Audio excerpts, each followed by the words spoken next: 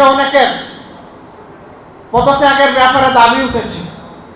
আমরা তাদেরকে অনুরোধ করব, আপনারা পদত্যাগ নয় বরঞ্চ দায়িত্ব পালনের যোগ্য, এটাও আপনারা প্রমাণ করুন। যদি প্রমাণ করতে ব্যর্থ হন, মনে রাখবেন 5 আগস্ট বারবার ফিরে আসবে। আমাদের আন্দোলন আমরা করেছি এই সব কিছুর বিনিময়ে, কিন্তু ফেসিবাদী সরকারকে আমরা তাড়াতে সক্ষম হইনি। 24শে জুলাই যে আন্দোলন ঢাকা বিশ্ববিদ্যালয় থেকে শুরু হয়েছিল, সেই আন্দোলন ক্রমান্বয়ে বাংলাদেশের মানুষের মনোজগতে আন্দোলনের ঢেউ সৃষ্টি করতে সক্ষম হয়েছিল। এই আন্দোলনে কতজন প্রকৃতপক্ষে শহীদ হয়েছেন আজ পর্যন্ত তার নির্ভুল তথ্য আমাদের কাছে নেই। আমরা একটি দল হিসাবে চেষ্টা করেছি আন্দোলনের এই শহীদ যোদ্ধাদেরকে তুলে আনতে, স্মরণীয় করে রাখতে, কিন্তু আমাদের ধারণা এ পর্যন্ত আমাদের প্রয়াসে যাদের তথ্য আমরা পেয়েছি প্রকৃত সংখ্যা তার চেয়ে অনেক বেশি। এই আন্দোলনে যে সমস্ত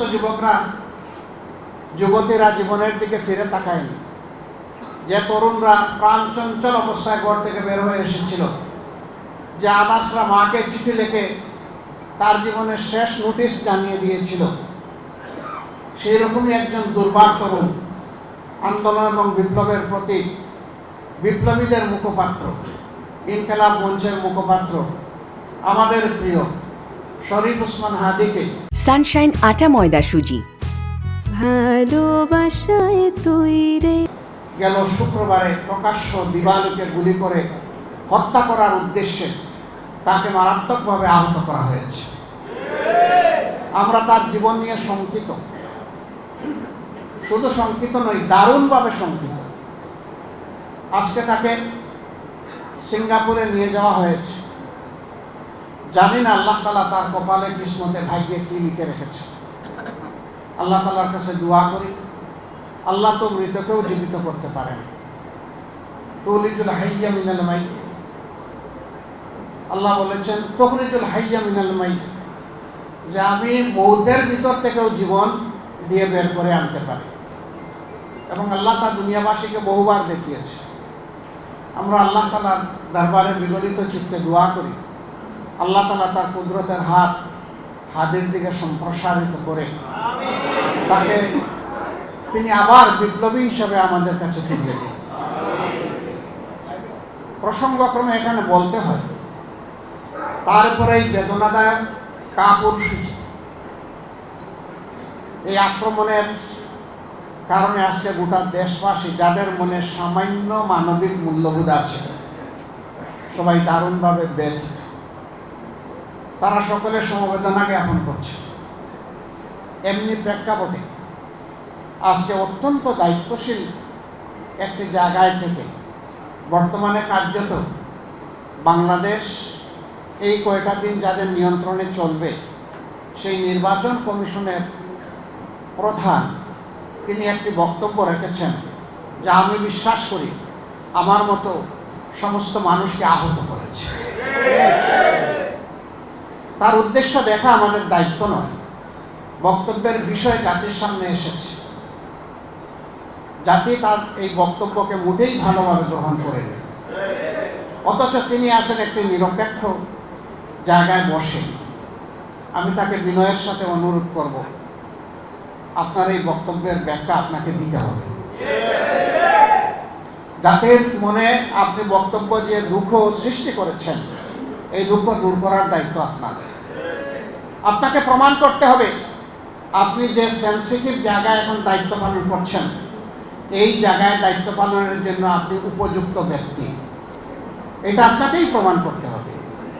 এই জন্য আমি অনুরোধ করব, দেরি না করে তিনি যেন তার বক্তব্যটি জাতির সামনে স্পষ্ট করেন। তাহলে জাতি তার ব্যাপারে যদি কোনো দুঃখ পেয়ে তাকে হয়তো দূর হবে, না হয় জাতি সিদ্ধান্ত নেবে, দুইটার যে কোনো একটা হবে।